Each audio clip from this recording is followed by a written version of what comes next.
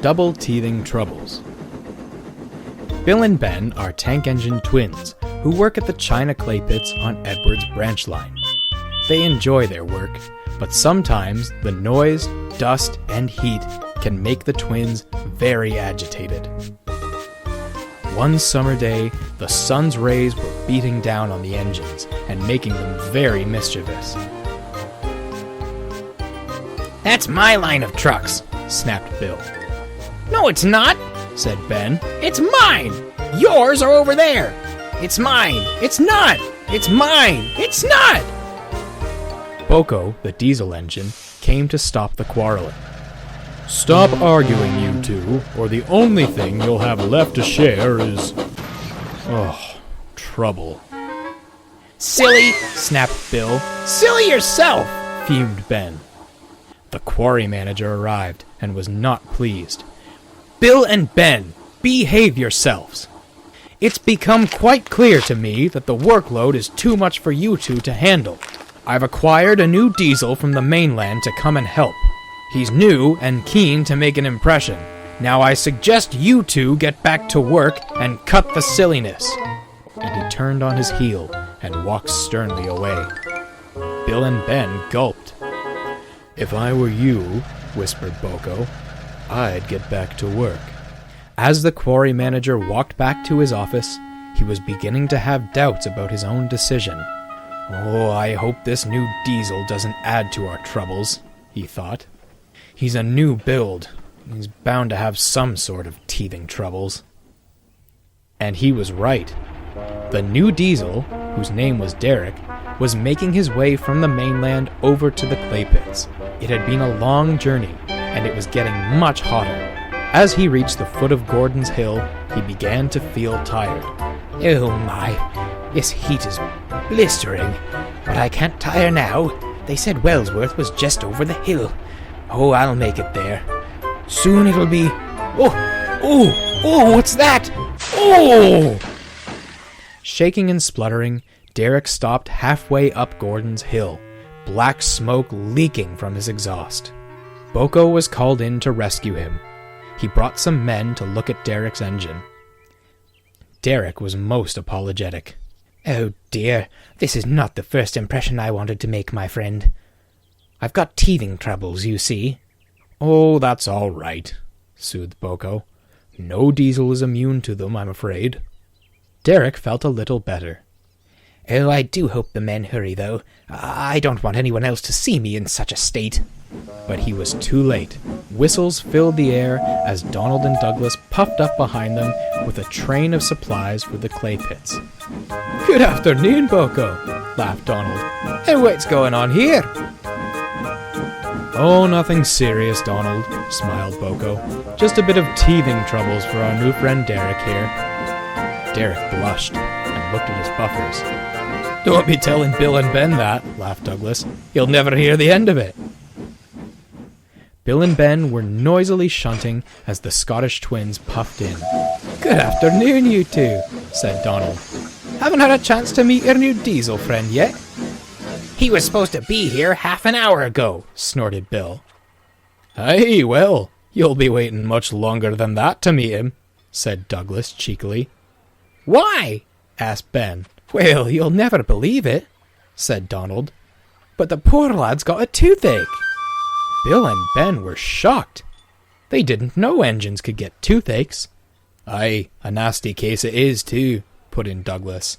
"Best of luck to the both of ye." And Donald and Douglas puffed away. "Why did they wish us good luck?" asked Ben. "Because we'll need it," said Bill worryingly. "A diesel with a toothache must be the worst diesel of all."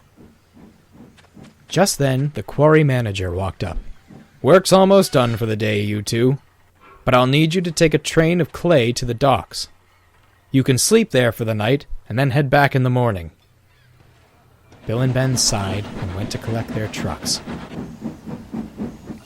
It was dark by the time they reached Brendam Docks and shunted their trucks into the sidings. At the shed was Edward.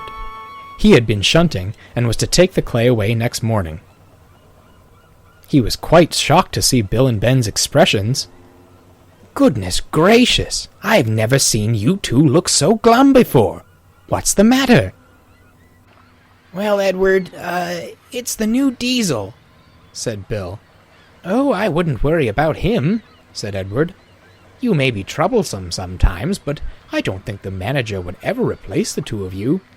We're not worried about being replaced, cut in Ben. Donald and Douglas say he's got a toothache. Edward stared, and then he laughed. Oh dear, it seems all twins are mischievous. You two have been played, I'm afraid. They were just pulling your wheels. Derek hasn't got a toothache.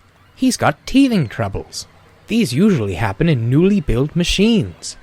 It just means they're getting used to operating at normal capacity. In his case, it's something with his cooling system. That's why he failed on the hill. Bill and Ben felt a little better, but they went to sleep feeling anxious all the same. Next morning, the twins were back at the China clay pits. A long line of trucks stood waiting, ready to be taken to Wellsworth. The twins were just getting up steam when they heard an unfamiliar horn. Oh no, sighed Bill. It's the new diesel, shrieked Ben. And it was. Derek rolled up, smiling and feeling much better. Oh, hello, my good chaps. Oh, I'm very sorry for yesterday. Not the impression I wanted to make, of course, but... Oh, are those trucks for us? Oh, my goodness, much work to be done.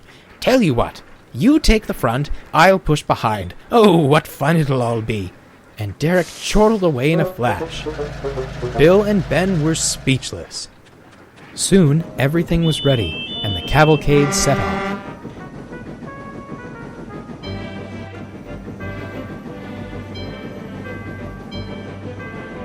As they left the clay pits, the line began to climb.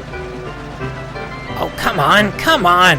Push harder, you silly diesel! Snapped Bill. What the twins didn't know was that Derek was having more teething troubles. He was pushing as hard as he could, but the hot sun and the weight of the trucks in front of him was making it difficult. Oh my, no, not again, not here, please. Oh dear, I'm overheating again. And with another splutter, Derek came to a sad standstill. Oh, pa! Snapped Ben. The twins were agitated. As Derek's crew tended to him, Bill's driver addressed the twins.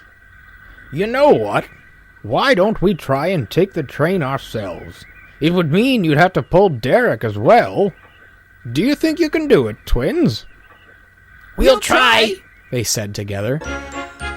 Puffing and snorting, the twins started the train.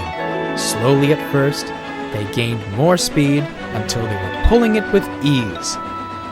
They reached Wellsworth right on time. Later that evening, the twins, Edward, and Boko found themselves in the sheds at Brendam Docks. Derek had been sent by the quarry manager to the works to be mended. Boko, said Bill quietly, it was wrong of us to cause so much trouble at the clay pits. We're sorry we were rude, put in Ben. Derek is actually quite friendly. We're glad he's going to be helping out. Oh, that's all right, put in Boko with a hearty laugh. I wouldn't want you two any other way. Otherwise, I'd think there's something wrong. Certainly not any teething troubles, put in Edward. The four friends chuckled, and one by one, they fell asleep to the gentle sounds of the sea.